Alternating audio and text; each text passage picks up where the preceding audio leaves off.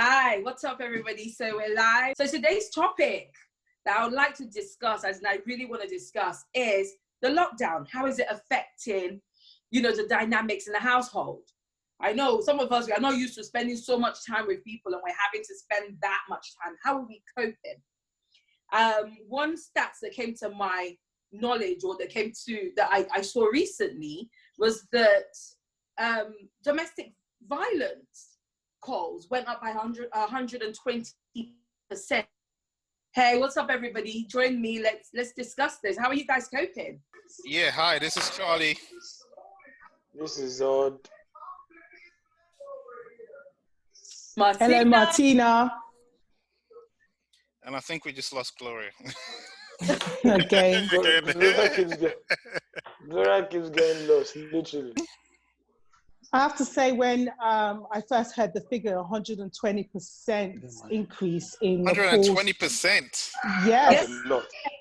It was the daily briefing that the Chancellor gives here to us to update us on issues in light of coronavirus. Mm-hmm. I was like, wow, 100% and 20% increase to the calls to the National Domestic Abuse Helpline. That in itself is just shocking, but it's not. Wow, that is shocking. It's not something that I thought about as a consequence of lockdown, right? Like most people. But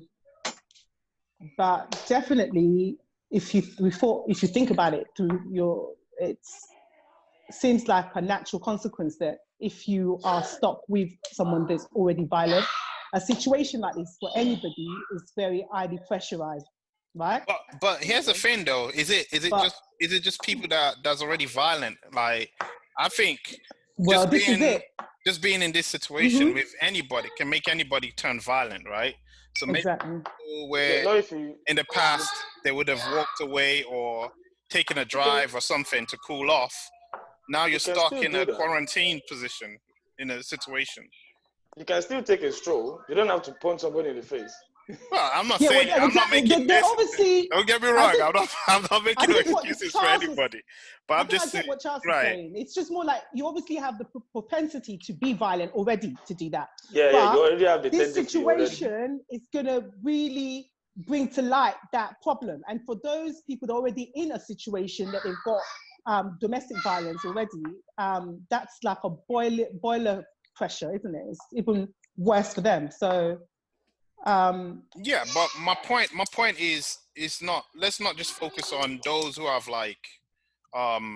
those who have already history of domestic violence. Like I'm saying, anybody in this situation, we need to kind of reach out and let people understand. Like you said, people can still take a stroll. People can still do certain things to cool off. Like, don't forget, we're all in very close spaces, like close confines of each other, where we had outlets. Even now, a lot of people are unemployed, right? Oh, yeah. The stress, right? Stress and frustration is different from before. So, True. Yeah, I know, but it's still, for me personally, still always goes back to, it's not just to cop it out as an excuse, but what you wouldn't do, like what you don't have a tendency to do, you still wouldn't do. Do you understand what I'm saying? Well, for me, yeah, go ahead, finish. Like I would say this personally, right? Say me and Anna have been friends. I'll use Anna as an example, because I'm assuming we're all close here. Me and Anna have been friends for like a long time, but she'll piss me off a lot.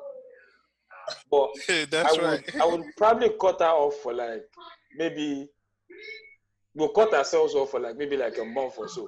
Okay. And then we'll still call and be like, hey, okay, da. But in that time, I'm not going to start calling people and saying Anna is an idiot, Anna is this, Anna is that. Do you understand? Because it's just anyway, we're just on our space now. People come, how is Anna? How is your friend? I'm like, yeah, I think she's in Lagos. I don't saw that your girlfriend in Kineko.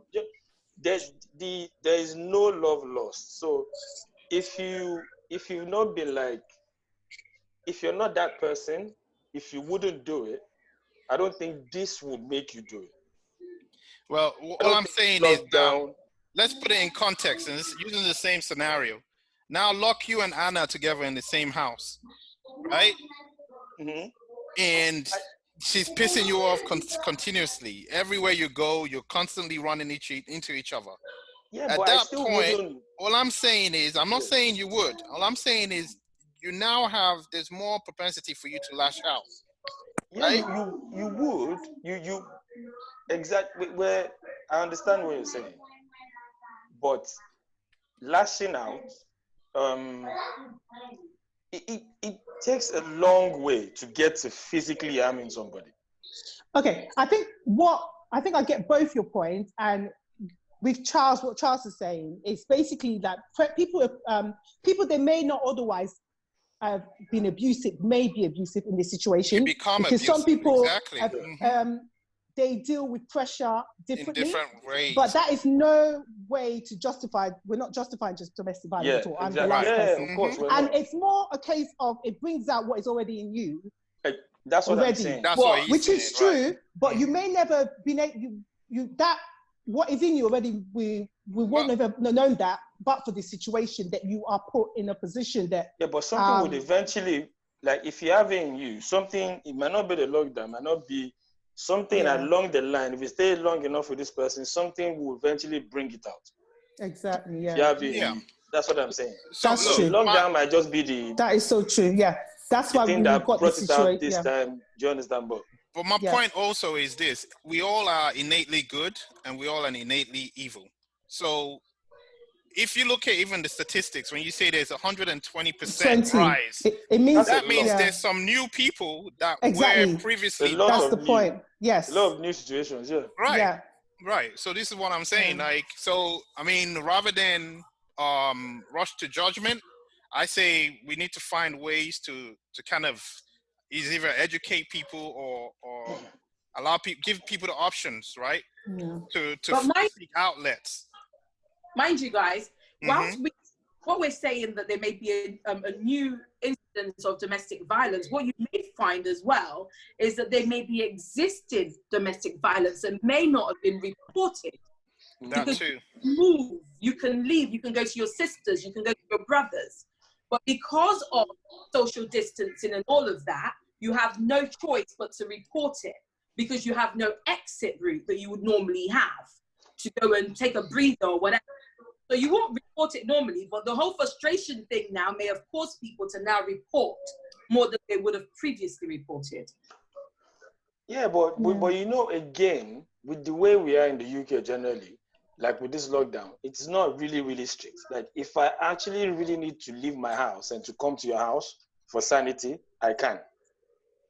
No, that's not really what the rule is. I don't know about, Yeah, personally myself, because I am a sticker for rules, it says household and household shouldn't mix. So Anna knows, no one is telling me, oh, I'm coming around to your house. I'm like, hello? Yeah, trust me, that's personal. Listen to Boris, isn't it, Gloria? I'm not having anybody You're in my not house. allowed to go and visit anybody. So there will be people that will. You're not allowed. People are not allowed to go. But you're making your own rules, Abby. No, not my own rules, because like there's cars all over the place. I could get an Uber. I'm just saying, if you really, really, it's a lot harder though. It's a lot harder because even in a normal situation, people find it. Those are in the domestic abuse situation, they find it difficult in a normal situation to even live. Have you ever seen videos of some of these women that are being abused? Sometimes, I mean, in a lockdown situation like this, the abuse is like, where are you going? Sometimes some of them have to, I've seen videos where they're making calls to pizza delivery and in disguise of, I want to pick, I'm sorry, they're calling the police, pretending that they're calling a pizza delivery. In disguise it's much more I am being abused. Physical. So can you then imagine being in a situation of a lockdown? How are you just going to say you're going out of your door just to go and see your relative? It's not happening. What I'm saying. So they can't get away. More, it's 100% worse. Psychological than this person is like they have you. They have your whole mental. They've got you. So the physical is just enforcing the psychological control they have over you already. So I understand how people they'll be like, okay, if you don't want to call directly, you can do signals, you can this. But if you're not in the situation, you're thinking like, somebody slapped you, why can't you just go to the police? But it's not that easy, so I understand. So with the lockdown, it's definitely a lot more difficult. Oh my God, yeah, a lot more. Because even in normal situation, you're right, it's a mental thing for them, for a lot of people that are being abused in that situation. But now there's that physical restriction as well. So I can't imagine. Even, I know. But how does this, like, do you think even in terms of relationship, there's like a bigger, well, I know like domestic violence is between, it's kind of class between couples, but what about siblings? What about, housemates, whatever? Or children fighting each other. Who likes their brothers and sisters? Oh my God. Maybe just Anna and her sisters. Gloria, what were you saying? Okay, that's what I wanted to say is that I appreciate that lockdown makes everything worse and people get frustrated, but everyone is frustrated. I'm not necessarily interested in, necessarily a conversation about, the lockdown is making domestic violence worse. Almost like I just don't want there to be almost like an excuse for the behavior. I think the behavior must be domestic violence is wrong, full stop. Lockdown or no lockdown, right? And right, and it's not just about couples. It's also abuse, child abuse. God knows what. Right. It's every single one of them. Sexual abuse. Every single one of them. Form of abuse, right? And that's a great point. Every single form of abuse. And I think that maybe the lockdown, bring that person's true self out. If you're not an abuser, you're not an abuser, lockdown or no lockdown. That's really what I believe. And perhaps the reason why people are making more phone calls to helplines like Refuge, I think Refuge had about 700% rise in phone calls from victims. And then there's another line that's actually for the perpetrators, which went up by 125%. So even the perpetrators themselves are calling and going, I'm a bastard, I'm sorry, I might hit someone. Who knows, Right. So, it affects everyone. I think the most important thing is this.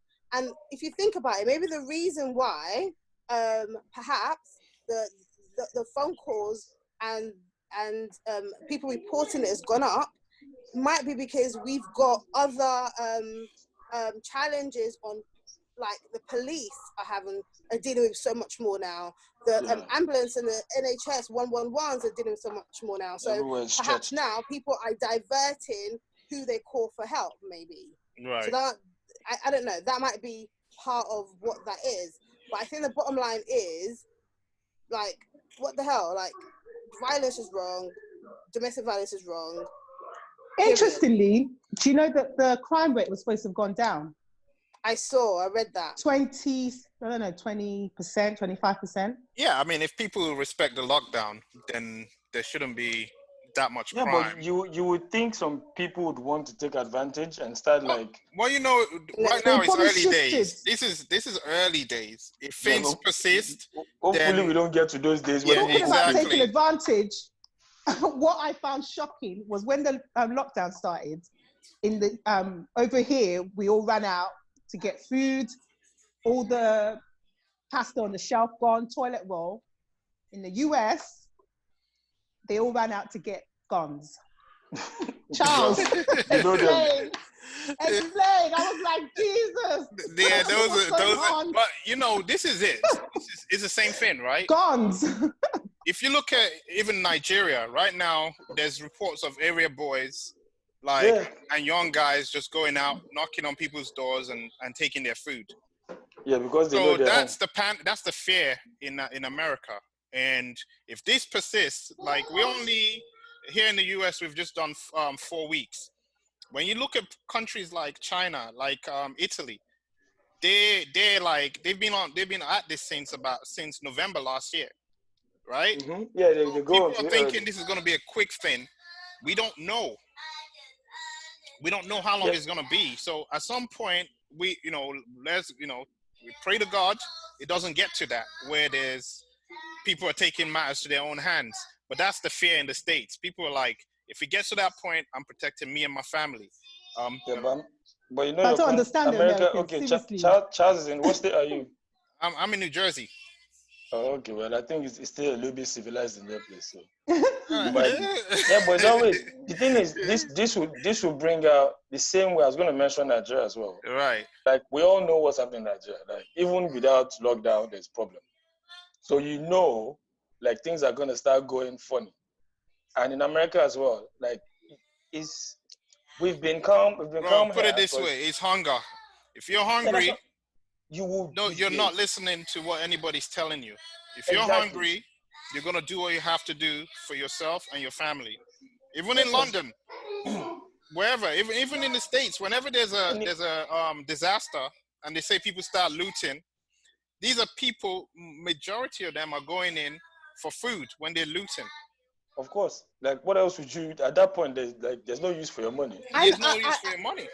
Do you know what? Yeah, I know you say that, Charlie, but I'm telling you, I see people carrying out TVs and stuff.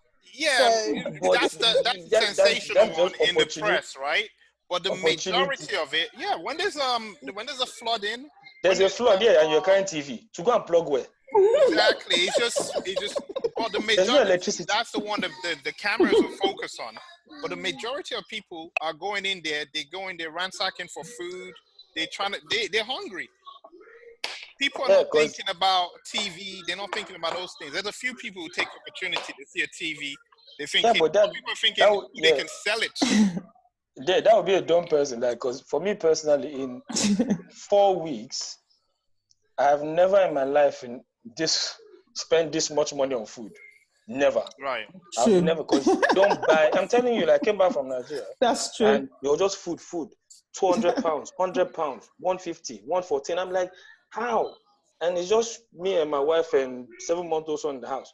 And we're not even overbuying. We're just You're not stockpiling? No, we're not stockpiling. We're just buying like... Did you feel the panic to stockpile like everyone else? Why are you buying so much then? Because it's not... Because normally we'll buy for a week. Mm-hmm. So now we're buying for like, okay, let's buy stuff for 3 weeks. Yeah, that's what stockpiling. So you are stockpiling. That's the reason. We've all done it. Because I usually buying tissue like 2 rolls or 2 like 9. Or there's 9 in one, or like not how crazy people are buying like 10 loaves of bread. Bro, blah, blah. You don't know what the size of their family is. Exactly. So I wouldn't necessarily call it stockpiling, but because you buy all that's this what it is. It's stockpiling. It is. If you're not, if you usually only buy a week for worth, now, right? Yeah. You're buying it as against 2 months, maybe 3 months. I don't know. That's what stockpiling is. And well, I would say anyway. That's not it. But here's the flip side. At least you have the money to be able to afford to do that. To be able to buy food. And right. That's what I'm saying. Like now, food is the essential. Like normally I would go, okay, let me buy this pair of shoes. But now you're not thinking of anything apart from food. Where are you gonna go with it anyway? Exactly. So anybody that has wear pajamas for like God knows. Changing from pajamas to pajamas. Like, okay, So anybody that has a roof over their head, you have your health is okay. Then the rest is just for now. Like the rest does not matter, but not everybody has that. Not everybody has that, and especially in a place like Nigeria, where probably like 90% of the people living in abject poverty anyway. So what do you think is going to happen? Sorry to interject. I just wanted to bring it back round to the DV issue. If you imagine a lot of issues, the cause of DV is finances as well. Unemployment has gone up. So you've got the lockdown. You've got the fact that there may not be any money coming in. Low self-esteem, right? Loads. All sorts. So I think that, yes, the main thing for me is, what do you do when you are stuck in the house with someone who is violent? What do you do? Oh my gosh, that's hard. I think, this is it for me, right? I don't know, and we're not all the same, but I've always believed in like survival instincts. Like, if you need to survive, like, okay, it's one of two things. I either stay in the house with this person and I get maimed or killed, or I go. So You're hopefully, all right. Put it in the case of even it's a so child. complex, though. It's such a complex situation. That's There's experiencing violence emotions from a parent. Where are they gonna go? There's the children. Yeah. No. Yeah, I understand. I'm just saying. So and it's one of two things. Is either this person kills you, you kill them, they don't or see it that somebody way. leaves. Can I say something? You're speaking from a standpoint of somebody who might be stronger, who can actually see that they are a victim of DV. Many people don't even know that's what they're going through. Yeah, I know. That's what I'm saying. Yeah. And if you and when you're able to see your family, have your support system around, right? Those are the people from the outside are able to see your abuse. So when you don't even have those people around, right? It makes it even more difficult. When you feel like, you know what? Normally I'll run to my sister, I'll run to my grandma that's like 105 years old, but I don't want to risk her life. So now I'm stuck here with this person. My advice is this, okay? Call the police, period. Because the bottom line is this: when you get to a point where you are, at least you recognize that you are being abused, right? The police is still available. Do not die in your house. Don't. Right. Ask for help. Call the police. Do what it is you need to do. So what about in the case of psychological abuse? So can I just say also that I think it doesn't have to be the violence. What about? Yeah, that's what. Can I just say that DV is mental abuse, financial abuse, physical abuse. But there's so many different things. They all fall within DV. So when I'm talking about that, it's not just about the violence. It's physical. It's the whole thing. So then, how do you call the police on somebody being like emotionally or psychologically abusive? Because the police, it's actually recognized that domestic violence is also mental abuse. It's more than, I think, when domestic violence is being spoken about, people just think about the physical. Absolutely. It starts from the mental. It's the belittling. It is the undermining of the lady. It is the okay, well, that's the point. It's not just the women. It's not just women getting domestic violence. So even men are being abused at home as well. So but the proportion is skewed towards right. Yeah, but let's not dismiss the fact that men are also being abused in the house. Call the police. Same answer. Yeah. But you know what? And you know what's difficult as well? If you think about when perpetrators start, they start by, "Oh, I love you. I just want you to myself," isolating you. And lockdown just makes it so much easier for them to isolate you. Of course. Laura, you know what? The thing is, loads and loads of times in a lot of situations, the person being abused calls the police, and when the police comes, tells them, "Oh, sorry, it's not a problem." Or if the police takes the person away, they don't press charges. So police now says, "Okay, they've been coming here for the past 2-3 years, and so they stop coming." No, they're not allowed to do that, though. Not in the UK. Not in the UK. In actual fact, the law in the UK has it this way because they know so much that domestic violence is a mental abuse of the lady. And usually that's the case.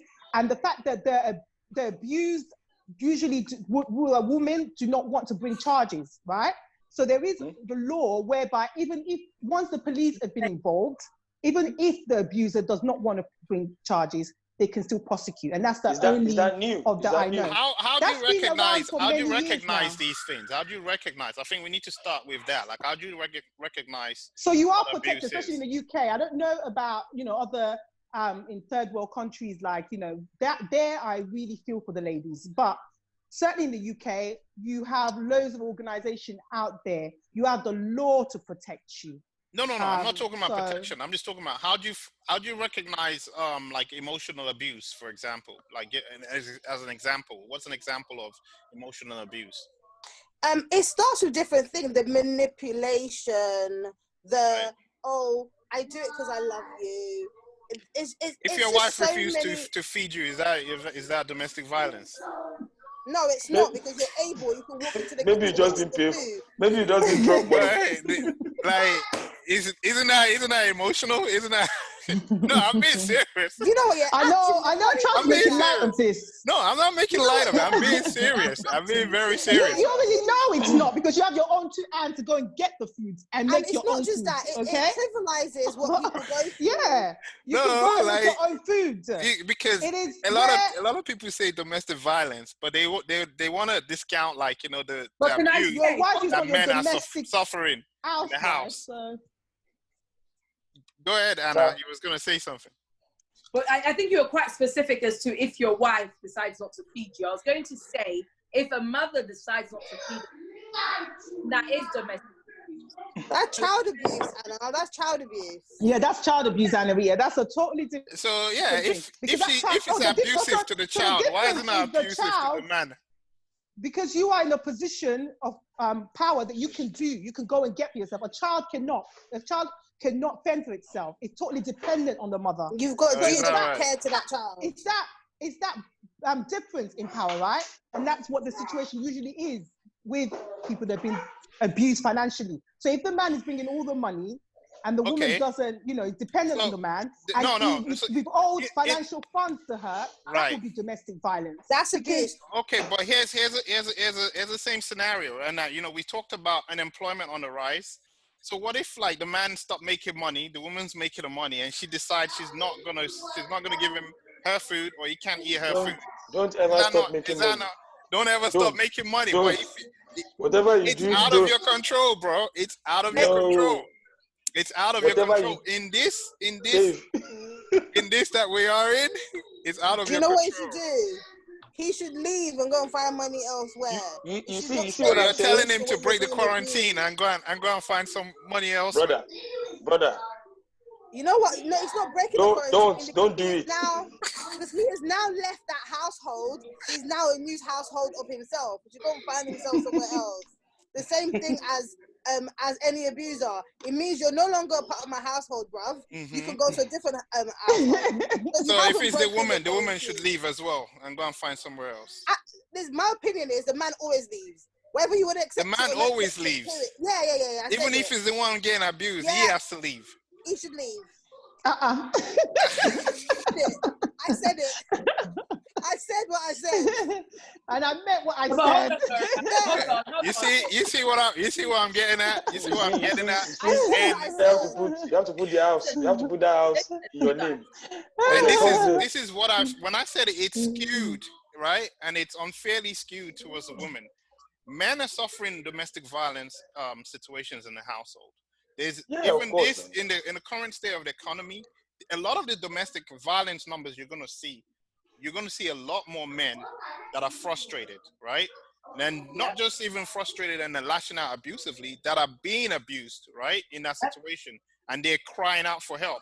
So we have to be very careful when we like typically, and I understand. I'm not discounting the fact that there's a higher percentage of women being abused. There's a high percentage of men as well. But we have to include everybody, right?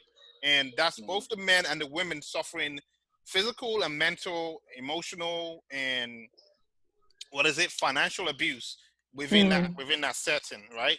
And one of the things, the first question I asked is, how do you recognize these things happening?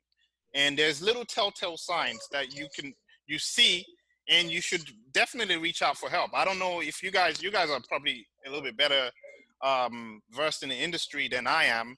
That, you know, there's different organizations you can reach out to get these help, right? So I just don't want us to kind of discount that. That's what I'm saying. Absolutely. Okay, I mean, what I would like to say in regards to who should leave, just so we don't leave that, is... You already said it's the man. Yeah. No, I mean, honestly, we might laugh, but you have to understand, women are vulnerable in a way that men are not, outside of the house. And it's about safety sometimes. And I also think it also depends on the circumstances, okay? Do you have children? Is it all those sort of things? Ideally, the abuser leaves. Because if you do have kids, you don't want to leave your child with the abuser, whether you are male or female. So ideally, to be fair, the abuser would leave, okay? But at the end of the day, it's not that easy. Finances are hard. People don't leave for different reasons. Right. They wonder how they're going to survive, how they're going to cope. And now we're talking. Now we're talking. These are right? real issues that people are facing. I mean, it's not black and white. It's loads of greys and greens and purples and things. So, I mean, ideally, that's what would happen. The abuser would leave. However, there are organizations out there that can help you. You know, there's Refuge, there's Women's Aid. There's so many organizations out there that you can contact and they can hopefully help you. But the main thing is, I think the only message I want to get through is, lockdown or no lockdown, you should not lock yourself down in a domestic, abusive relationship. Correct. And so I agree with that. I saw it, yeah. Absolutely and also, correct. I'm not interested, to be honest, in hearing why the person's abusive. Oh, because I'm locked down, Boris said I should stay home. I'm not interested in that. The bottom line is, once you raise your hand at someone and you're being violent and you're at a point where you're a danger to people, you should go. Yeah. I think also, before we move on from the DV issue, I think it's really worth, it's really worth maybe just popping on the screen, I don't know, up here, some organizations and some telephone numbers that you can contact. But also let's not forget, yes, we're in lockdown, but our phones still work.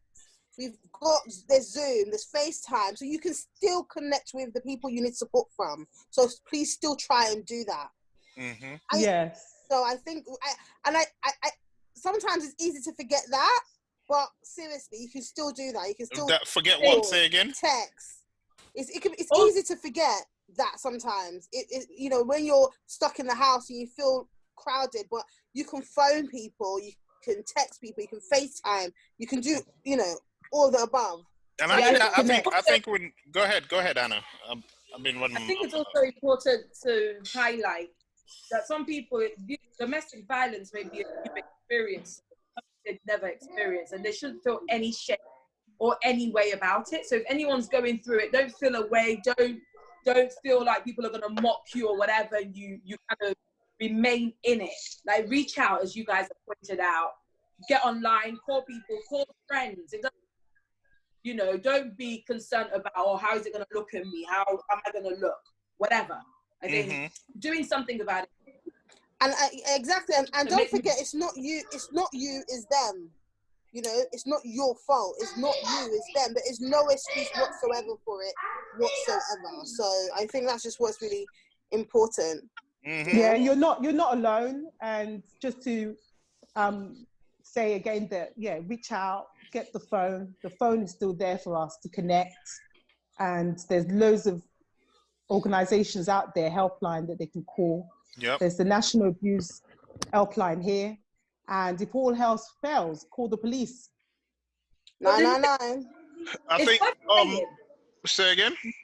I think also it helps, like you said, making phone calls and doing more video chats will help people kind of get that outlet, right? So before you get to that point where you're becoming abusive, it's important to call people and reach out, try to talk to somebody. And even for us, I'm trying more, where in the past I'll just send someone a text. Now I'm thinking just a little video chat. Yeah. Loneliness is on the rise, right? Oh gosh. It's like, cabin fever, where people are just like within the same confines or the same space. They just feel like they need an outlet. So sometimes, where you would have sent a text to somebody, just even doing a voice note or doing a video call, an actual telephone call, goes a long way, because a lot of times we feel like we're connected with people because on social media we send a little quick chat to them on Facebook or Instagram, but you don't know what that person's going through unless you actually pick up the phone. Sometimes even when you do talk to them, the biggest lie people tell is I'm okay. So, we highlighted some of the things that may be causing frustration, ultimately leading to domestic abuse. Right. It'd be worth tackling those things before it gets bigger. Do you know what I mean? It can be worth addressing those issues before it gets bigger. So if it's money, do you know what I mean? I don't know whether there's any sort of outlet out there that people can get resources, right? Emergency funds from, or whether it's friends. I know some of us, we have our ego, or we have that thing. I don't want to borrow money. I don't want to do this. But before frustration sets in, we don't know when the lockdown is over. We don't know when people are going to resume that work. You don't know when job center, or what are they called? The benefit people that give you the money because you're queuing and it takes hours to get through, whatever it is. But I don't think anyone should feel any way or any shame in asking somebody that they can ask. Whether there's some sort of, I don't know what sorts of, whatever is being set up out there. Right. Well, Citizen Advice Bureau is definitely there to advise on a range of issues like that. So from finance to housing, the whole work. So, and how it benefits what you're entitled to. And can I just say, I know that, you know, finances and all those sort of things, you know, okay, let me put it this way. Financing and everything that you're frustrated with might mean that he beats her more often. That doesn't mean he don't beat her anyway, right? So I honestly believe that it's abuser. That's just excuses and reasons for why he's doing it. He or she is just an abuser, period. So I'm sorry that the world is gone to shit, because it is, but it's not a good enough reason for or excuses for those things. The bottom line is, the best advice I can give to those people is to call to call the helpline that's out there. I'm sure we'll be able to pop a telephone number down here for the perpetrators to call a helpline line that's out there, because at the end of the day, life is full of difficulties. If it's not lockdown, it'll be something else. Do you know what I mean? So what really needs to happen is those perpetrators need to work on themselves and get to the deep root reason why they do it. And finance is not why they do it. It's something else that's within them that's why they do it. The finances might be the excuse of it. This might be the excuse of, you know, it might be the reason you're doing it now, but the reason why you raise your hands and you abuse people and you know, it's deep rooted into some issues that you've got yourself. So therefore, maybe what they need to do is address that, you know. And I just think a lockdown is something to hide behind. Do you know what? I don't normally beat my wife. It's just that I'm stuck in this house all the time. If it wasn't for lockdown, I wouldn't whack her head. Again, it's not just man beating his wife. The women are beating the men too. Okay, can someone give us some statistics for Charles, please, so that we can... you know what? I'm going to find some stats for you. But, you know, even the stats will not be accurate. Reflect reality. Because I'll tell you, a friend of mine... You think a lot of men are not reporting? Yeah, a lot of men don't. And even too, when they do, they're not taken serious. A friend of mine he told me he had, before the whole lockdown situation, he had somebody that was an ex that was stalking him. And he felt uncomfortable, like, you know, should call him and be like, oh, you know, you're back home from work and stuff. And he said he went to the police. He went to the police station, and he said they were all laughing at him, right? And you're laughing right now. But if there was the reverse, if it was a man that was stalking a woman, you would not be laughing right now, you know. So this is one of the reasons. It's not even funny. We know what men are capable of. That's why. Well, what are women capable of? You know what? At the end of the day, it's the same difference. Man, woman, perpetrator. Everyone, and at the end of the day, especially in the UK, we are taking it more and more seriously. So please reach out for help. If you feel like you can't talk to your friends because you think they'll mock you, talk to the authorities who won't mock you, who understand that. Oh no, he said even at the police station they were laughing. He took a women senior officer to say, you know what, this is serious, and she took it on. So of course there's a gender bias. Even amongst men to men would be like, men were the ones laughing at him when he went to the police station. He was like, I'm being serious. They're like, what you do to her, all of that stuff. Like, you're running, like, oh, you know, those kind of, you know, silly jokes. But you know the funny thing, guys, you know what you guys have just raised? Martina, you said, what, you're running away from a woman. So what do you then do? So a man that would be laughed at, would he then eventually lash out? Because they're being told, what, you're running away from a woman, as in, can't you handle the matter? Are you not man enough? Are you not man enough? Right? That's so true.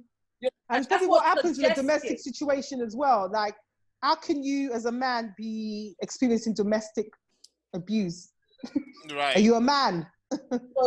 Yeah. But you know what? I don't think we appreciate what a man that, you know, everyone appreciates what domestic violence would be like for a woman. Even myself, I have to be honest.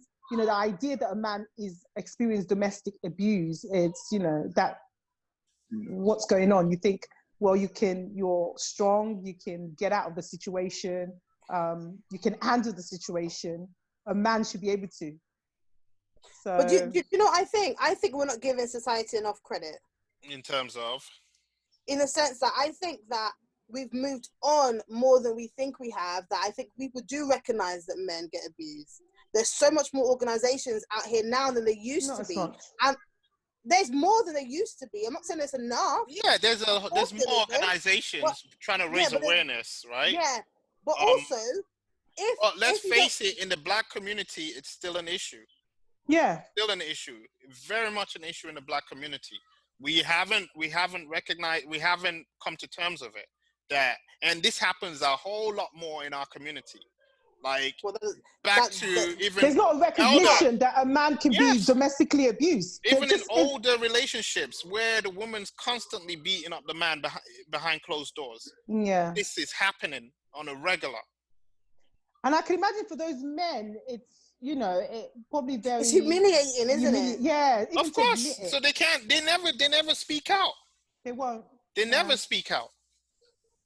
You know, there's the fear of being mocked. Yeah, so the bottom line is, please speak out. Please contact the helpline, and save your life, save yourself. You know, so that's what I can really say about that. Really, to be fair. To me, it's so sad. Domestic abuse is. I remember, you know, Clapham, the house opposite us was converted into a refuge. Do you remember that, Gloria? For is women that substance misuse? Women, yeah. It was for women, yeah. And some of the ladies that were living there, some of their stories were so horrific that for myself, I just could not understand how they stayed so long. But like you said, a lot of them had children. Right? Yeah, safe houses it was. But the thing about it is, it's not even just about having children. Is that the last person to know they're being abused is the victim sometimes. Yeah. And that's why it goes back to number one is, how do you know you're in an abusive relationship? Like, first thing first, you got to recognize you're in an abusive relationship before you now start taking steps. A lot of times it's people around you that's pointing out, like, that's not right. That's not right. I mean, you're used to this all throughout, you just think that's okay. The thing is, I think the physical part of abuse, everyone knows, if he box your head, you know he's beating you. Right. But physical is easy to know, right? Yeah. But it usually starts from emotional first, doesn't it? Exactly. So he'll isolate you and he'll go, don't go out with your friends. You know I love you. I want to spend all the time with you. Oh, you know your family are always... I'm sorry. I feel like I'm fighting for all the men right now. You know, like, listen. You know what it is? They're just jealous of us. They don't want us to prosper. So many different things. The manipulation. They're making you feel bad. They're making you feel guilty. The jealousy. Jealousy is disguised as I love you. I want you to myself. It's you know, and the main thing is about power and control. The minute you feel like you're losing control over yourself, the minute you feel as if you need to ask for permission to do things that are just minor, those are alarm bells that should be ringing, you know, in your mind, you know. So money, finances. So maybe he makes all the money, and you have to ask him for pennies for things, and you find it really difficult. Or perhaps even the worst ones are when the woman goes out to work and she brings her wages home to him, and then he gives her pocket money out of it. There's so many different ways. But for me, it's this year. If you feel right that it's not right, trust me, it's not right. Right? Yeah. If you feel like like you're asking for permission. If you feel like he's almost like your father and you need to ask, can I go out? If it doesn't seem right, it's not right. 9 times out of 10, it's not right. You're not crazy, right? It's just not right. and with that, at that beginning of the time that you start to talk to people, you start to talk to advice line, and I'm telling you, it takes a lot of courage to do that. So it doesn't make you weak. It doesn't make you any of those things. It's strength for you to be able to do that. You know, I mean, I don't know what the recent statistics was, but I know previously, I don't know how up to date it was, but like DV kills 1 woman a week in the UK. The last time I read it, wow. and yeah. So you might as well leave him. Either way, you're gonna leave him. Either you leave him alive or you leave him dead. Do you understand? So the bottom line is just try and get the help that you can. And it's easy to say it, and it's hard. It's so hard, but you just have to fight it through. It's probably be like one of the biggest battle you ever have to go through. But you're gonna go through it because you're gonna get out of it. You know. So lockdown. And also when he blocks your head, don't allow him to use lockdown to say, you know, I'm frustrated, can't leave this house. It's because he's a bastard anyway, and lockdown is just an excuse. Right. So, definitely. Yeah. And you know, I'll jump on that point you made about power and control. That's also what fuels domestic violence from the perpetrator's side. They need to have power and control over that person, right? Yeah. So whenever you feel like somebody has too much power and control over you, that is domestic violence. Like you're being, whether you're being manipulated, whether you're being oppressed, or whatever kind of control that person is having over you, that is a form of domestic violence. And you have to recognize that. And that's when you should start, you know, either trying to have a sit down to talk it out first, or even reaching out and you know, calling some of these organizations and trying to see how to get yourself out of that situation, because a lot of people find themselves in controlling situations, and it sounds easy to tell somebody to just walk out, right? But I remember, you know, I was at a conference years ago, and they kind of gave the analogy of the Jezebel spirit. It was like a religious, it was a Christian organization, and they were talking about the Jezebel spirit. And the way the guy explained it was like she was surrounded by men, eunuchs that had been castrated, and they couldn't leave that. They couldn't leave until it took somebody else to come and say, throw her down, right? It's the same people that was around her that she had locked down for years that ended up killing Jezebel in the Bible, if you know the story. And it's talking about that amount of control that person has on those people. They couldn't work, they couldn't move, they couldn't do anything. They served her. And if you put that in a relationship or in a household constraint where it could be male or female, where that person's got so much control over you, they pick your clothes, they pick what you eat, they decide when you eat, they decide, you know, if you're gonna eat, if you're gonna sleep, if you're gonna, you know, and it's stressful.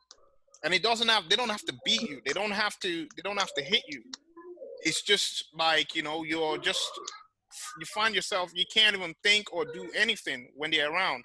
That is violence, that is domestic violence. And, you know, recognizing these things and finding a way to reach out and talk to somebody. And just, you know, even if you drop it in passing, like, oh, does your wife or does your husband kind of take your money from you? Like, you know, like just ask other people. And then that way you can kind of figure out what is normal and what's not. Like, do you have to give all your money to this person, or, you know, does this person like insist that you do all the cooking, or, you know, and that's both ways, you know, or does this person shout at you? You know, how do you deal with this? How do you deal with that? And we don't, especially as men, we don't have those conversations because men are like, we're prideful. I don't discuss with my friends what happens in their relationship or what happens in my relationship. I feel like this needs to be private for me, right? And so we don't necessarily know, but women have closer talks, right? even like in terms of like, you know, how to do certain things sexually, whatever, in their relationship. Women have those conversations. Men don't. So like we don't, it's harder to recognize who's being like abused mentally or abused like in a domestic situation for men. But we got to create those platforms for men to be able to talk. And you know, I'm not excusing men. There's some men out there that are very, very manipulative, very, very vicious, very violent in a relationship, because that's the only way they feel they have control. Right. And now with unemployment rising, a lot of men, their jobs and their money defines them, right? And it goes both ways too, you know, I have to say. But you know, that's why I made that that's why I made the point about, with unemployment on the rise, you're gonna see more cases of, you know, people losing control because they don't have, maybe at one point you were the main breadwinner, now you're no longer making that money, right? At one point, you know, you could afford to buy yourself a ticket and go out and do whatever. Now you can't do that no more, right?